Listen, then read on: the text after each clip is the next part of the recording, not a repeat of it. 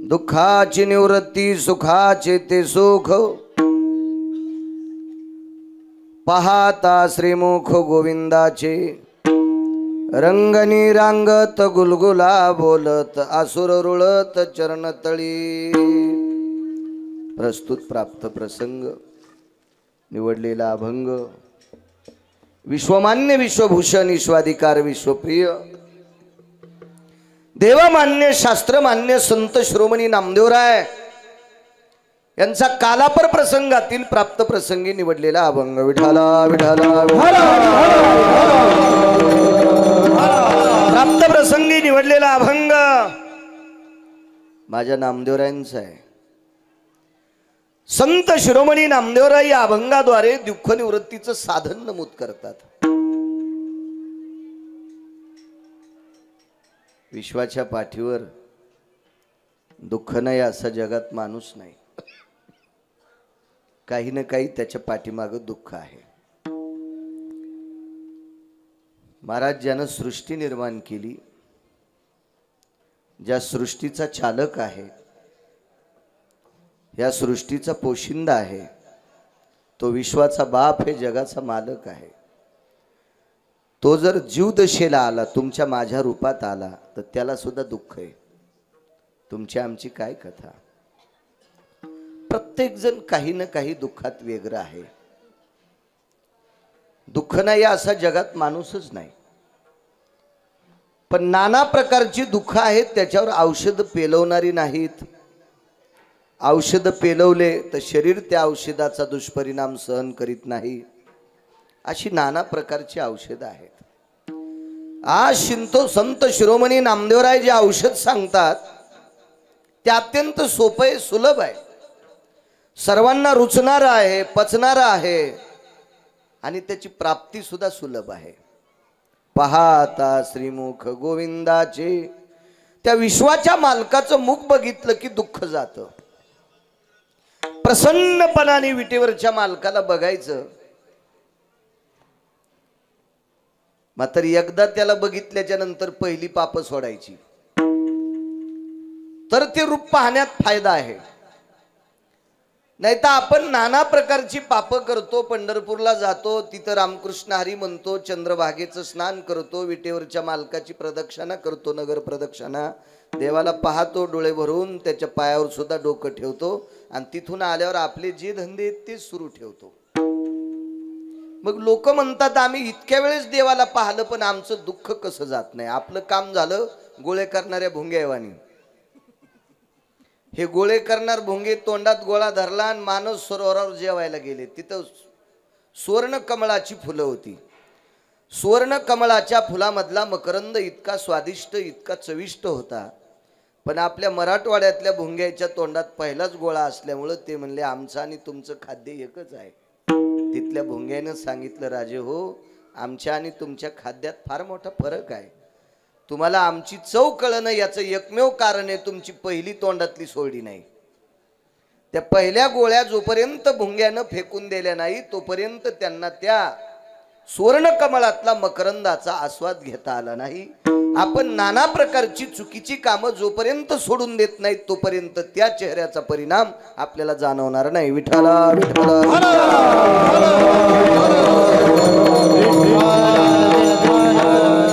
सर्वात सोपा आणि सुलभ साधन आहे। त्या विटेवरच्या मालकाचं मुख बघितलं की दुःख जातं। एक जण म्हणे, महाराज तुम्ही तर म्हणले पंढरपुरातल्या मालकाचं मुख सुलभ आहे, सोपं आहे, मग आम्हाला तिकिटाला पैसे लागतील। एखाद्या व्यक्तीनं हातवरी करावा आणि त्यानं सांगावं मला पंढरपूरला जाण्यासाठी पैसे नाहीत, मरेपर्यंत जितक्या वाऱ्या करशील तितके पैसे लोक तुला पंढरपूरच्या तिकिटासाठी देतील। इतकी उदात्त अंतकरणाची माणसं आहेत। राहिला प्रश्न खाण्याचा, तर राजे हो, गळ्यात तुळशीची माळा असावा, कपाळाला गोपीचंद असावा आणि खांद्यावर धर्माची पताका असावा। 5000 एकरवाला जरी माणूस असेल आणि त्याच्या दारात जर गेलं, माय मला मधुकरी द्या, तर 5000 एकरची मालकीन गावरान तूप लावून त्याला चपाती मधुकरीत वाढील। इतकी इतकी क्षमता, इतकी ताकद, इतकं उदात्त अंतकरण या महाराष्ट्राच्या मातीतल्या जनतेचं आहे. म्हणून खाण्याची अडचण नाही, तिकिटाची अडचण नाही, आणि तिथे गेल्यावर तर काही दुष्परिणाम नाही. आपल्याकडे नाना प्रकारचे, मी श्वासासाठी एक गोळी घेत असतो, ती घेतल्यावर बरं वाटते, पण जास्त घेतल्या की तोंडातलं येते. मल्टीव्हिटॅमिनच्या काही गोळ्या येतात, 15 दिवसाला एक कमरेचं एक बॉयलजेनचं इंजेक्शन आहे. असं वाटते पेन किलर आपण जास्त घेत राहावा, तर डॉक्टरनं सांगितलं किडनीही नाकामी होत्याल. म्हणजे उद्याची आजच भीती. डॉक्टर ते काही वाईट नसते बिचारे, ते सुद्धा संदेश देणारे अधिकारी लोक असतात डॉक्टर, त्यांना आपण वाईट कसं म्हणायचं. हे दुष्परिणाम आहे त्या औषधाचे. पण पंढरपुरातल्या मालकाचा चेहरा बघितल्याच्या नंतर एका तिळा इतका सुद्धा दुष्परिणाम नाही, त्याचा फायदाच आहे आपल्याला. आणि मग ते औषध सोपं आहे, ते सुलभ आहे, त्याचा दुष्परिणाम नाही. हे घेतलं की दुःखाची निवृत्ती होती आणि सुखाच्याही पलीकडचं सुख प्राप्त होतोय, अशी त्या मुखात ताकद आहे. विठाला विठाला.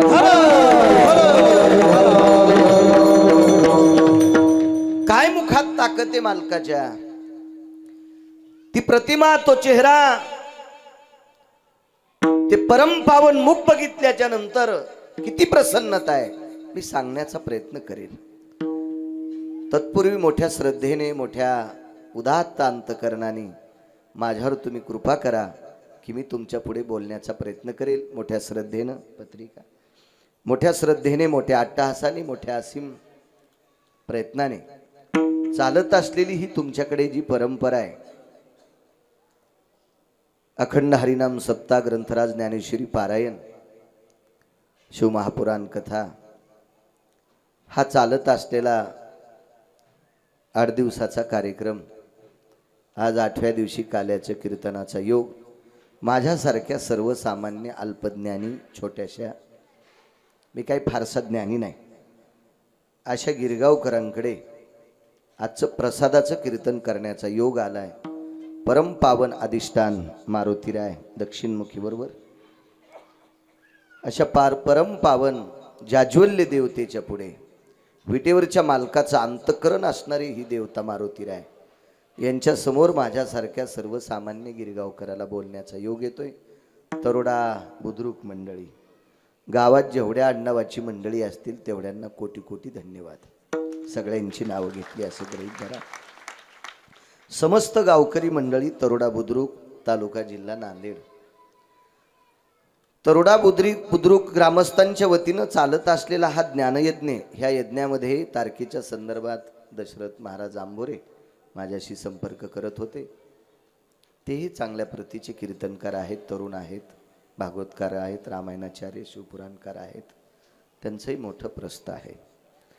तारखेच्या संदर्भात तुम्हा गावकऱ्यांच्या वतीनं, विश्वस्तांच्या वतीनं, तरोडा बुद्रुक ग्रामस्थांच्या वतीनं ते बोलत होते. महाराजांनाही कोटी कोटी धन्यवाद. उपस्थित पंचक्रोशीतून आलेला गावातील सर्व श्रोतवर्ग, दुकानदाराचा देव जसा गिऱ्हाईक असतो तसा वक्त्याचा देव श्रोता असतो.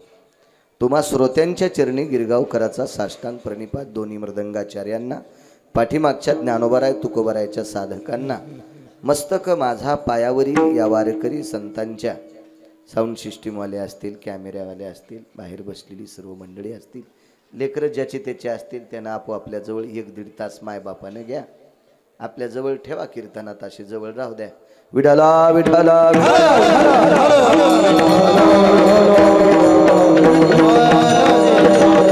महाराज काय ताकद आहे त्या मुखामध्ये. राजे हो, विटेवरच्या मालकांचं मुख अत्यंत पवित्र आहे. ते दुःख शमन करणार आहे, सुखाची वृद्धी करणार आहे.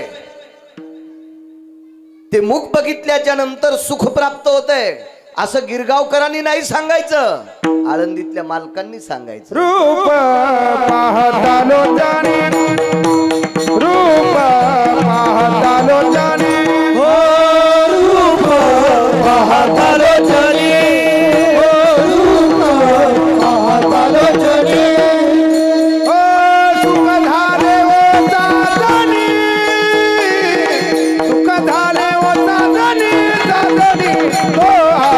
विठ्ठल बरवा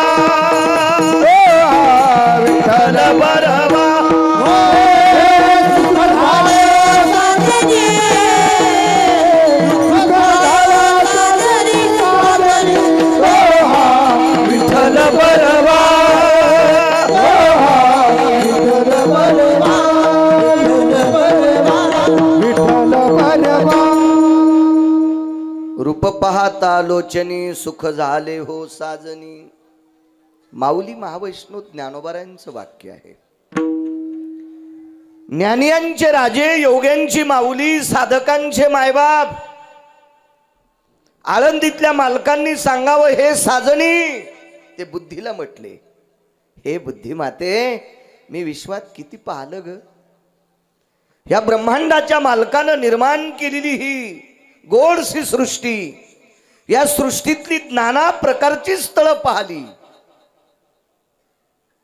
नाना प्रकारची तीर्थ पाहिली. एका ठिकाणी सांगितलं, शास्त्र पाहिली, पुराण पाहिली, पण पंढरपुरातल्या मालकाच्या चेहऱ्याची, तिथल्या वैभवाची, तिथल्या तीर्थाची, तिथल्या अधिष्ठानाची बरोबरी विश्वातलं कुठलंही तीर्थ करू शकत नाही. उदंड पाहिली. हो, क्षेत्र महिमे. एक जण म्हणला, मी इतक्या दिवस पायी चाललो एका तीर्थाला. एक जण म्हणे, गोदावरीच्या पात्रात सुद्धा डुबून राहिलो. एवढ्या दिवस एका तीर्थाला पायी चलणे, इतक्या दिवस गोदावरीत थांबणे, ते पंढरी पाऊल. पंढरी पाऊला परी साई साठसा नामाचा. पंढरी पाऊला परी साई साठसा नामाचा. पंढरी पाऊल परी साई साठसा नामाचा. पंढरी पाऊला परी साई साठसा. वाराणसी झाली देवाचा गोदावरी एका दिवसात. पंढरी पाऊला परी साई साठसा नामाचा. पंढरी पाऊला परी साई साठसा नामाचा. वाराणसी झाली देवाचा गोदावरी एका दिवसात. पंढरी पाऊला परी साई साठसा नामाचा. पंढरी पाऊला परी साई साठसा नामाचा. काय वाक्य आहे मालकांचं. एक महिनाभर काशीला पायी चालल्याचं पुण्य, एक दिवसभर गोदावरीच्या पात्रात बसल्याचं पुण्य, आणि पंढरपुरात नुसता तुम्ही एसटीतून पाऊल एकच खाली टाकला, एकच, दोन तर लांब सोडून द्या, नुसता तुमच्या वाहनातून पाऊल खाली नुसता टेकला तळवा, तर हे महिनाभर चालल्याचं पुण्य तिथं प्राप्त होते. काय ताकद आहे महाराज. म्हणून तर काशीतले मालक रोज सकाळी तिथं त्रिशूळ डमरू घेऊन येते. रंभादिक नाचती उभ्या जोरोळ्या.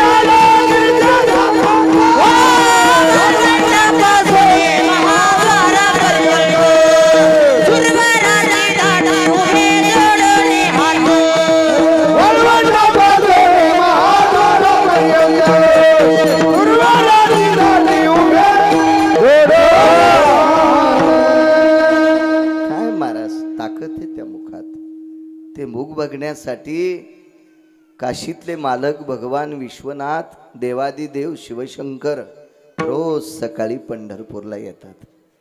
इतकी त्या रूपात ताकद आहे. आळंदीतल्या मालकांनी वर्णन करावा, हे साजनी, मला फक्त ते रूप बघितल्याच्या नंतर सुख प्राप्त होते. इतकी शक्ती त्या मुखात आहे.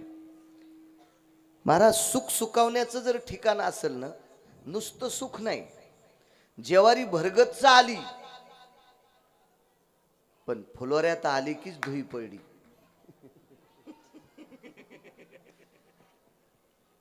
त्या कंसाचं भूस सुद्धा म्हशी खात नाहीत. काळ होतं बरं ते भुसकट, काळ होते, काळ काळ होतं ते भुसकट, काळ होते. महाराज, ज्वारीचं भरघोस पीक आले, शेतकरी सुखावला कधी? त्याच्या घरात रास पडती तेव्हा सुखावला, त्यावेळेला सुखावतोय. तसं नुसतं सुख नाही, पाहता श्रीमुख सुखावले सुख डोळ्याची भूक नवदेवाच्या डोळ्याची भूक पाहता श्रीमुख सुखावले सुख डोळ्याची भूक नवदेवाच्या डोळ्याची पाहता श्रीमुख सुखावले सुख डोळियाची भूक नवजे माझ्या. महाराज ते रूप बघितल्याच्या नंतर सुख सुखावतंय, इतकी त्या रूपात ताकद आहे. अनंत जन्मीचे विसरलो दुःख अनंत जन्मीचे विसरलो दुःख पाहता डोळे मोठ पाहता डोळे मोठ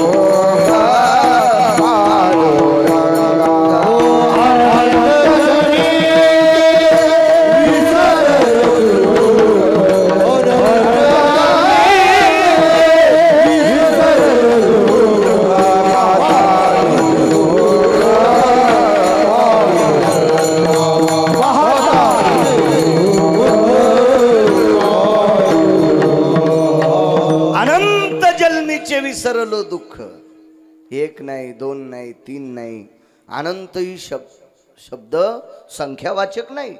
अमाप जन्माचं दुःख त्याचं मुख पाहिल्याच्या नंतर विसरता येते, इतकी त्या रूपात ताकद आहे. श्रुती नावाची व्यक्ती आली आणि त्या श्रुती नावाच्या व्यक्तीने संत शिरोमणी नामदेवरायांचं दर्शन घेतले. महाराज वारकऱ्यासारखा जगात मोठा कोणीच नाही, जगात कोणीच नाही. फक्त वारकऱ्यांनी काही पथ्य पाळायला पाहिजे.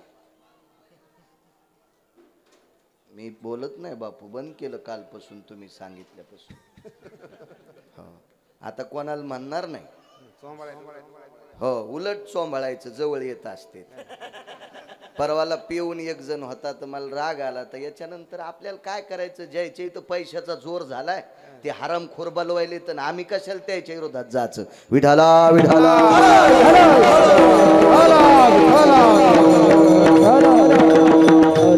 कोणी धोत्र घालू, कोणी बरमुडे घालू, कोणी पॅन्टी घालू, फक्त तसे येत जाऊ नका. हो, लुगडे का नेसून येईन, काय करायचं आपल्याला तरी. ज्यानं कार्यक्रम ठोला त्याला आवडायले. काही हे दिवशी आम्हाला बी साड्या नेसून यायनं नाचून म्हणजे बरं आहे. घी पैसे किती घ्यायचे तर घी, पण साडी नेसून कीर्तन कर असं म्हणून एखाद्या हरामखोरानं, आणि आम्ही त्याच्या शब्दाला बळी पडून येते भडव्याच्या. इतकं तरी देवानं आमच्याकडे पुण्य द्यावं. विठाला विठाला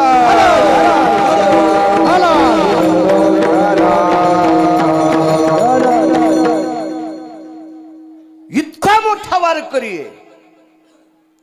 महाराज वारकऱ्यासाठी जात नाही, वारकऱ्यासाठी कुळ नाही, वारकऱ्यासाठी पंथ नाही, वारकऱ्यासाठी गरिबी श्रीमंती नाही.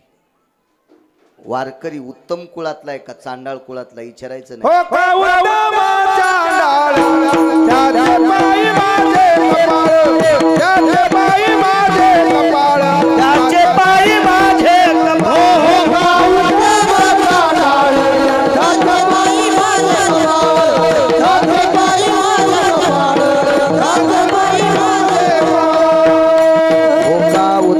चांडाळ शिंगल उतरणी घ्यायची. हो का उत्तम चांडाळ त्याचे पायी माझे कपाळ. साध्वी जनाबाई म्हणतात उत्तम कुळातला आहे का चांडाळ कुळातला आहे, पण वारकरी आहे ना त्याच्या पायावर मह डोकं आहे. इतकी जनाबाई. कोण जनाबाई? दुसऱ्याची फुलं तोडून महादेवाला वाहणारी का? ती बाई उठायच्या आधीच न फुलं तोडले महादेवाला वाहिले. मै झाली पूजा, तू शेपुडीचा अवतार आहे. तू मेंढीस. त्या बाईनं पाणी घातलं, तिला विचारलंच नाही, आणि 4 लाख फुलं तोडले. चोर सोसायटीचे अध्यक्ष. आणि मै महादेवाची पूजा झाली, तो फुलं नाही टाकले.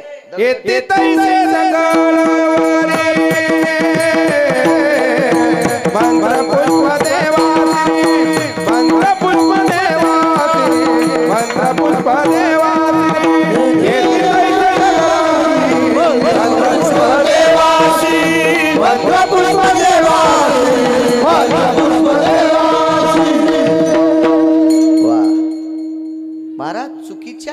प्रेमानं केलेली पूजा देवाच्या डोक्यावर दगड टाकल्याचं पाप लागते. दगड. आपल्या मनानं कधी शहाणपणा करायचा नाही. आपला मराठवाडा फुटक्या कानाचा आहे. कोणीही सांगितलं की ऐकतून ते करीत राहत. महाराज ज्ञानोबाराय तुकोबारायचा प्रांत आहे हा प्रांत गुरुवर्य रंगनाथ गुरुजींचा आहे, ज्यांना ज्ञान सूर्य म्हणतात. मराठवाडा हा संशोधन केंद्र आहे, अध्यात्माचं संशोधन केंद्र आहे.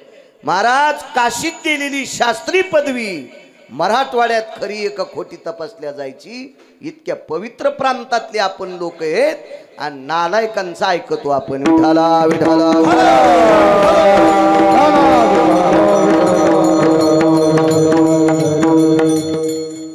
चला. वारकरी संप्रदाय एवढा मोठा श्रुती नमस्कार करते नामदेवरायाच्या पायावर. श्रुती माता पूज्य श्री संत शिरोमणी नामदेवराय, मला सांगा इकडे काय स्वयंपाक चालू आहे का? माणसं बोलते इथल्या बाय काही बोलू नका ना. ए पोरी बस, माय बस खाली बस बस बस बस.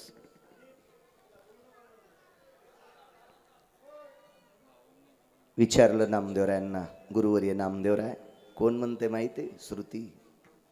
श्रुती वेदाची कीळ आहे, वेदाची लहर आहे, शास्त्र पुराणाची झालर आहे श्रुती.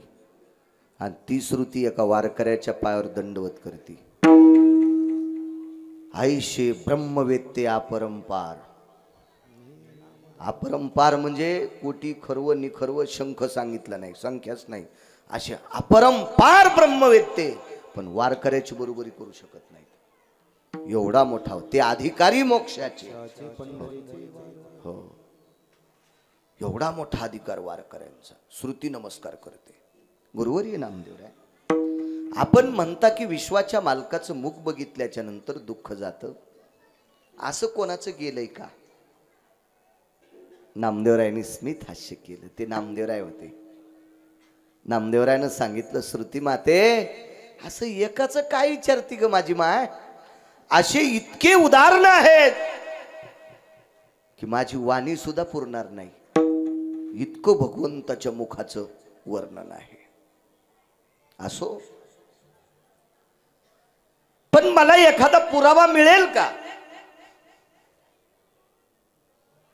एका डॉक्टरकडं एका व्यक्तीनं जाण्यासाठी सांगितलं. शिवाजी काका आमचे गावकरी आहेत, आईची सेवा केली काकांनी आमच्या खूप, शेवटच्या श्वासापर्यंत. सगळ्यात मोठं पुण्य जर पदरात पाडून घेतलं असेल तर आईची सेवा केली काकांनी. माझ्या डोळ्यानं पाहिली, खूप सेवा केली. म्हणून कीर्तनात या परिसरात आलं की त्याला जवळ घ्यावं वाटतंय. पुण्यवान माणसं जवळ असावं. विठाला विठाला.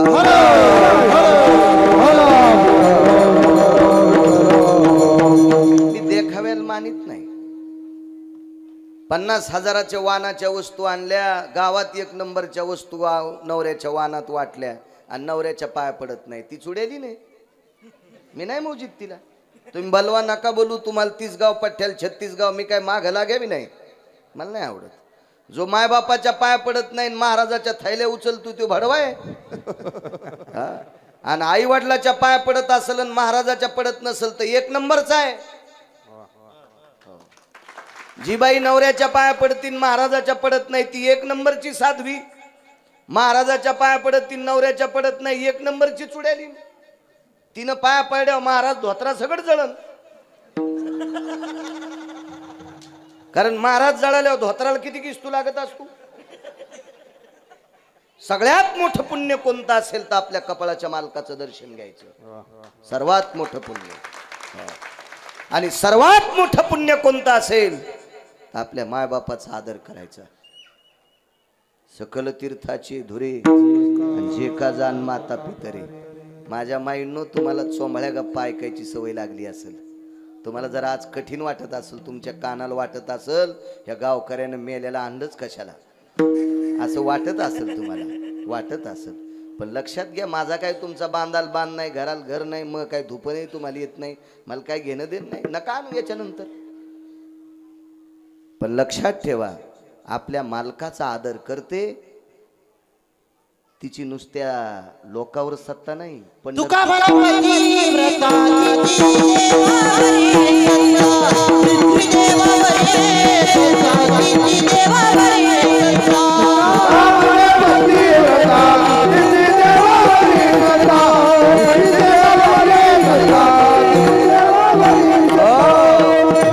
तुका म्हणे पतिव्रता आणि तिची देवावरी सत्ता. आता तो वाटत असेल ना गिरगावचा बाळा खरं बोलायला. जिचा नवऱ्याच्या पायावर विश्वास आहे तिचा पंढरपुरातला मालक शब्द मोडीत नाही. याच्या पलीकडे सांगू का, नवऱ्याच्या 3 टाइम दर्शन घेणारी जर बाई असेल तर तिनं भारतात नाही कोण्या देशात गेली तर कोण्यात महाराजाच्या पाया पडू नको, देवच तुझ्या पडल. पडला 9 बायकांच्या. लोपामुद्रेचं दर्शन विटेवरच्या मालकानं 9 वेळेस घेतलं 7व्या अवतारात. ती फक्त अगस्तींचं दर्शन सकाळ संध्याकाळ 3 टाइम दर्शन घेत होती, दुपार 3 टाइम. एवढी मोठी ताकद. नामदेवरायनं सांगितलं श्रुती माते ऐकत राह तू.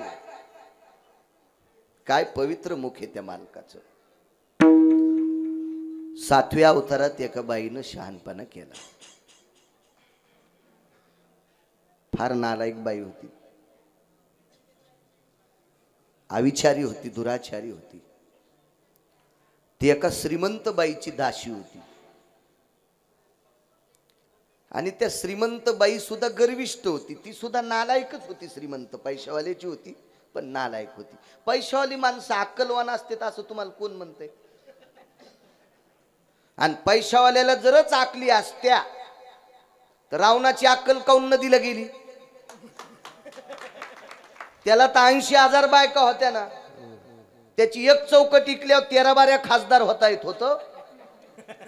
एक चौकट कोणाची मायविनी त्याच्या विरोधात फॉर्म भरायची. अशा 7 कोटी सोन्याच्या चौकटी असताना 80,000 बायका. किती सुंदर बापू. 80 सहस्राजा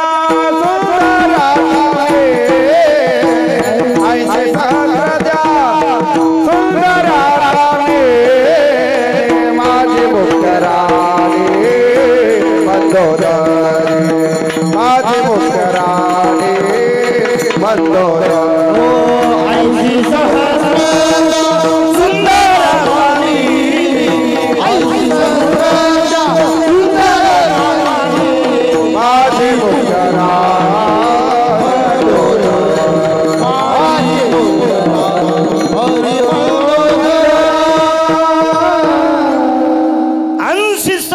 त्या सुंदरा कामिनी माझी मुख्य राणी मंदोदरी. 80,000 बायका, 7 कोटी सोन्याची घरं. किती मोठा श्रीमंत. भारतातला 6व्या क्रमांकाचा श्रीमंत.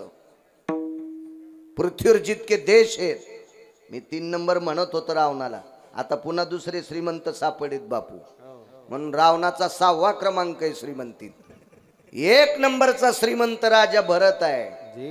जेने दिगमंडळ जिंकिले, समुद्र वलयांकित राज्य केले, नाना भोग भोगिले, जे देखिले सुरवरी. जेने दिगमंडळ जिंकिले, नाना भोग भोगिले, जे नाही देखिले सुरवरी. सुरवर म्हणजे देवता. ज्यानं स्वप्नात सुद्धा जे भोग पाहिले नाही ते राजा भरताने जीवनात आस्वाद घेतला त्या भोगांचा. आई लेकरावर जितकं प्रेम करते इतकं प्रेम आपल्या प्रजेवर केलं. म्हणून त्या भरत राजामुळे या देशाला भारत देश नाव पडलं. हे कोण्या भंगिरेमुळे नाही पडलं, राजा भरतामुळे या देशाला भारत देश नाव पडले. विठाला विठाला.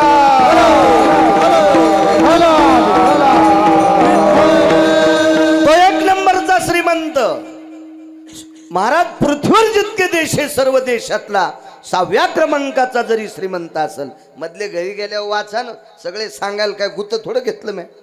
5 जण मोबाईलवर लई चॅटिंग करतं, भंगिऱ्याला वाढदिवसाच्या शुभेच्छा देता. सकाळी त्याच्या बायकोन त्याच्या थोतरीत आणली होती आणि तरी तुम्ही त्याला शुभेच्छा देता. त्याचं लोन तुमच्याकडे आलं तर तुमची हानी. विठाला विठाला. कधी आपलं वाचायचं शिका ना. तुमचं काम झालंय मशान वैराग्य. एक तरुण पोरग मेलन मशानात, माणसं सगळेच रडायले, काय वो अवघड काम झालं, कस कायच गेले. आणि तिथून आल्यावर आपोआपले धंदे सुरू केले. तुम्हाला 8 दिवस वैराग्य येते सप्त्याचं, याच्यानंतर वैराग्य काय येत नाही तुम्हाला. सप्ताह झाल्यावर मी पुढच्या सप्त्यापर्यंत कधी कधी चांगलं मोबाईलवर पाहिलं पाहिजे, चांगले वाक्य ऐकले पाहिजे, चांगल्यांशी संवाद साधले पाहिजे. काय 60-65 वर्षाचं आयुष्य नालायकाशी वेळ घालून कशाला मातीत घालतात ते आयुष्य. विठाला विठाला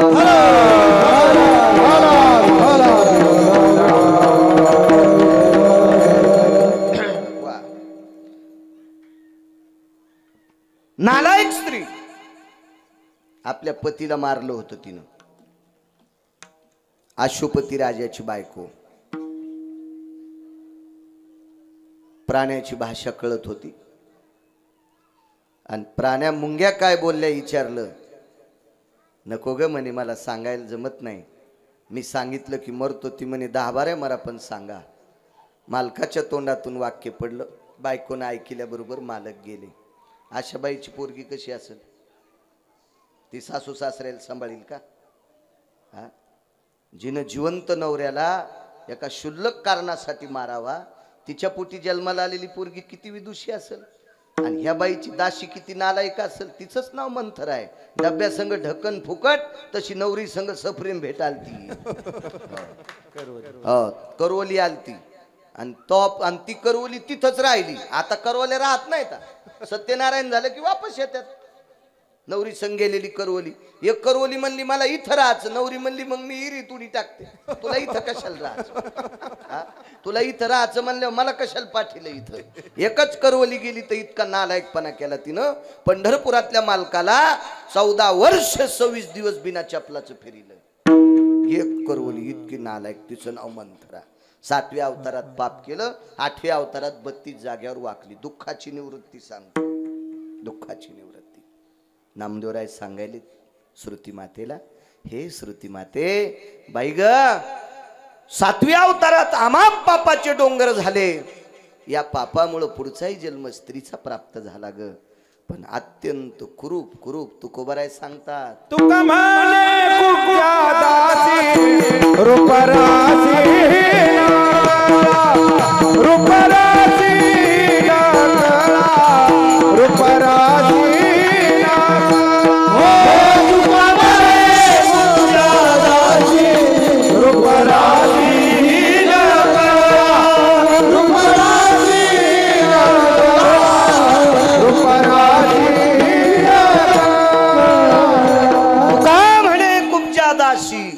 राशी हिन कळा.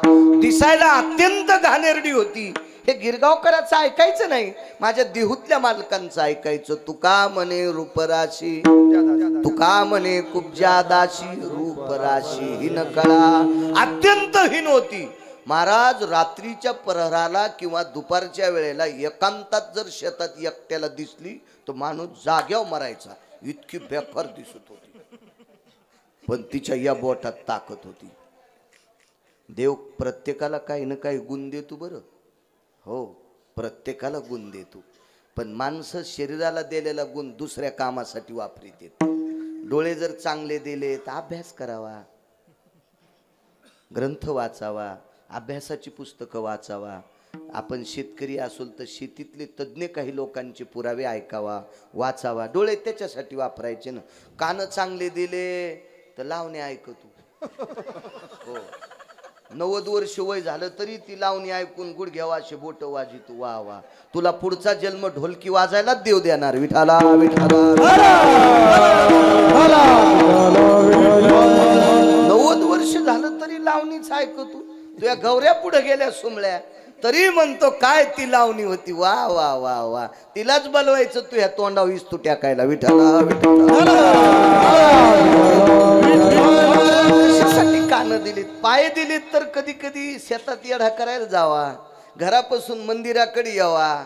जातो ना पोते खेळायला. कधी कधी पंढरपूरला चालत जाय. जाय ना शेतात येडा करायला. बघ आपली हळद कशी आहे, आपला कापूस कसा आहे, सोयाबीन कसं आहे. गड्याला सांग, पोरायला सांग, कापसावर किडे, सोयाबीनवर किडे, तू राशी अशी झाली, आमका औषध फवारा, खत घाला रे, पाणी द्यायची वेळ आली रे. जाय ना तिथपर्यंत. याच्याकरता पाय खर्च करायचे. चुकीच्या कामाकरता आपण देवान दिलेला हा पवित्र देह आहे ना. देवे दिला देव भजना गोमटा, तोया झाला फाटा बाधिकेचा. आपण चुकीच्या कामासाठी खर्च करतो. महाराज तिला जे बोट दिलतं ना, हे जे बोट होतं की ह्या बोटात इतका सद्गुण होता, तिनं एखाद्या माणसाला गंध लावला की त्याला झोप लागत होती.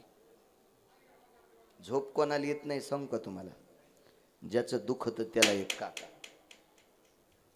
दाढ दुखत असेल, डोळा दुखत असेल, पोट दुखत असेल, नवनाथ बुवा त्याला झोप येत नसती. आणि अजून एका व्यक्तीला झोप येत नाही, ज्याला दुसऱ्याचं खपत नाही त्याला येत. काय त्यानं घर बांधलं, बांधितच असते. मिस्त्रीला आणल्यावर काय झालं नाही बांधायला, अरे पण पैसे त्याला गौसलं. पहा त्याला गौसलं म्हणते. कुठं गौसलं तर नदीला. मग तू काऊन जे शिबी लावून उकरीनं, तुला नाही गौसत का सोंबळ्या? काय माणसं उदात्त अंतकरणाने मोठे पण मानितच नाहीत. हा, ज्याला दुसऱ्याचं खपत नाही त्याला एक झोप येत नाही, आणि ज्याचं दुखतंय त्याला एक नाही. कंसाला दुसऱ्याचं खपत, दुसऱ्याचं म्हणण्यापेक्षा कंसाला त्याच्या मायबापाचं खपत नव्हतं. भागवत नीट ऐका.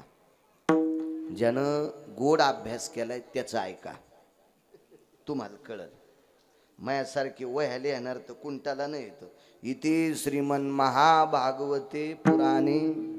सुदामदेव नावाचे ब्राह्मण होते बरं का. आणि काय त्या सुदामदेवानं परमेश्वराचं भजन केलं बरं का. आणि काय त्या सुदामदेवाला सोन्याची नगरी दिली बरं का. लगेच कूलर चालू झालं, वहीचं पान उलटलं. आजामेळ नावाचा ब्राह्मण होता बरं का. भागवत लगे पैठणून नांदेडला झालं भागवत. खरे असं नका, चांगल्यांचं ऐका.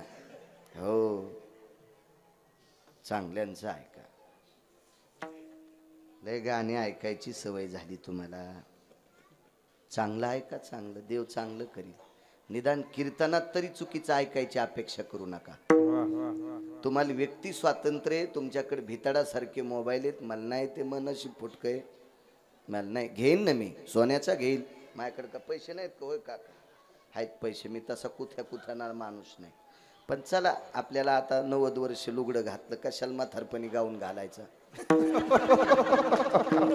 याच मोबाईलवर आपल्याला मरायचं. आता नको दुसरा मोबाईल आपल्याला. पण तुमच्याकडे भितडासारखा मोबाईल आहे ना राजे हो, मग याच्यावर पाहन तुम्ही चांगलं बघा. आणि तुम्हाला ऐकायचीच गाणी तर त्या मोबाईलवर घरी बसून, मी म्हणणार नाही ऐका, पण जर इच्छाच असेल तुमच्या डोळ्याला आणि कानाला तर तिकडं सुख घ्या ना. कीर्तनातल्या कुठल्याही व्यक्तीकडनं गाण्याची अपेक्षा करू नका. त्या कीर्तनकारालाही मातीत घालताना तुम्ही मातीत जाता. विठाला विठाला.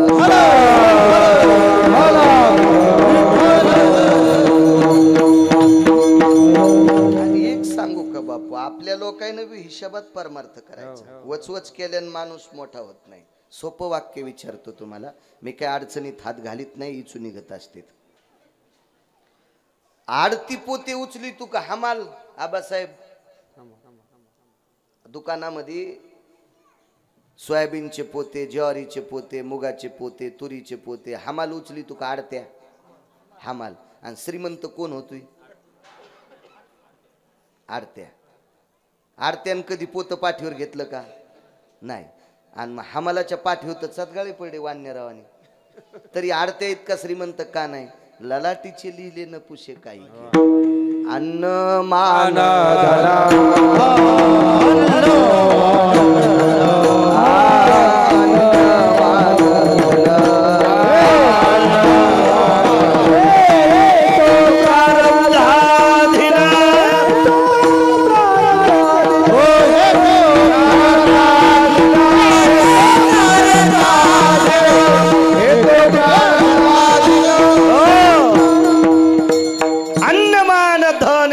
प्रारब्धाधीन. तुमच्या आमच्या हातात एक श्रीमंत होणं. काम करत राहायचं आपण. व्यवसाय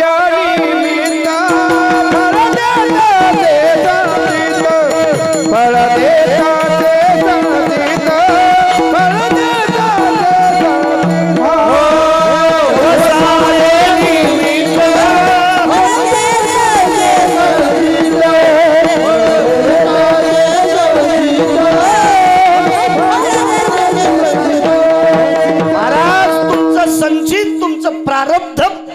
पाहिजे. जेवारील कंस आले, उद्या जेवारी पाडायला जाची, संध्याकाळी गाराच पाऊस पडला, कडबा तरी कामी आला का?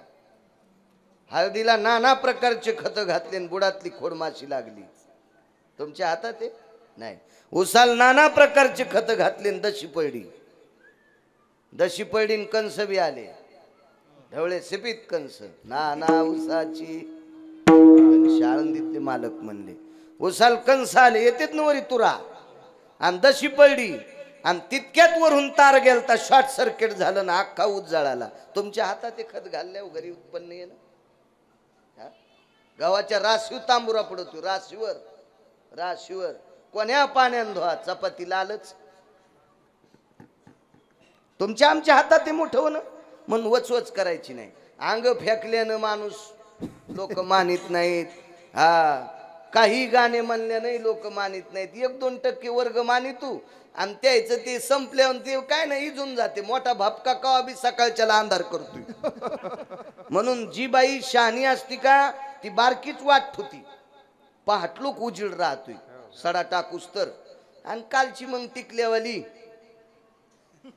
हो, ती अशीच मोकार टेकन चौघीत लुगड एक हो मोठा टेंबा केला, आणि अंधारात कोणतं शेण आणावं कळालंच नाही, कशानं घर सारीलं. असं नसतं बाई. हो, बारका असो बारक, मग ते संसार असो, ते परमार्थ असो, ते व्यापार असो, ते राजकारण असो, ते शैक्षणिक क्षेत्र असो, ते वैद्यकीय क्षेत्र असो, भापका कवा बी धुपनच करीत असतो. विठाला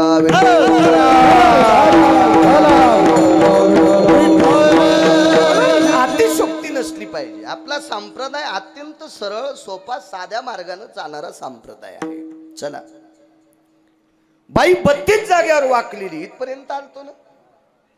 कंस हा परद्वेषी, त्याला स्वतःच्या आई वडिलाचं खपत नव्हतं. इथपर्यंत आलतो मी की कंसानं आपण इतकंच ऐकतो.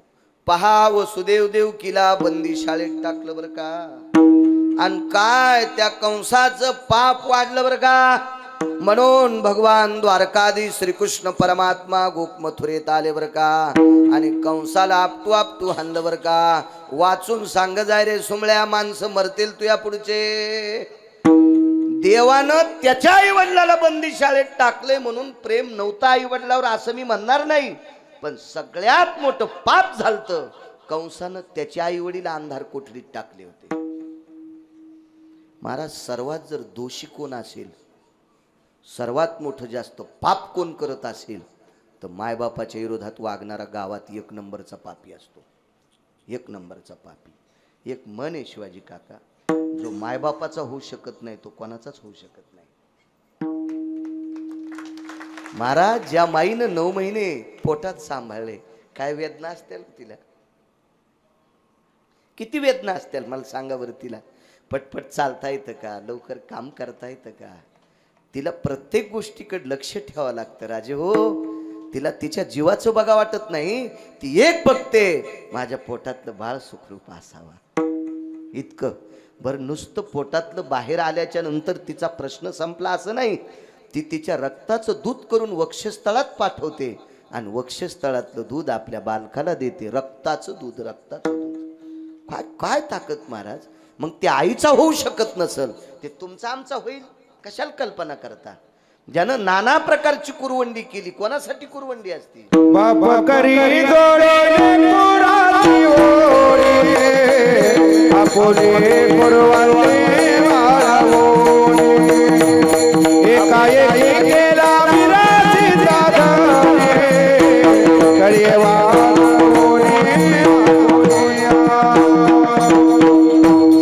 बाप करी जोडी लेकराचे ओढी, आपुली कुरवंडी.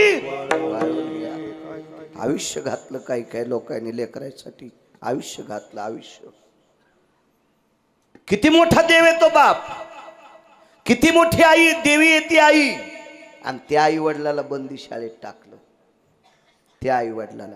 म्हणून पंढरपुरातल्या मालकाला राग आला, आणि या हरामखोराला मारण्यासाठी पंढरपुरातला मालक आले. नगरीमध्ये देवाचं वय होतं 11 वर्ष 54 दिवस.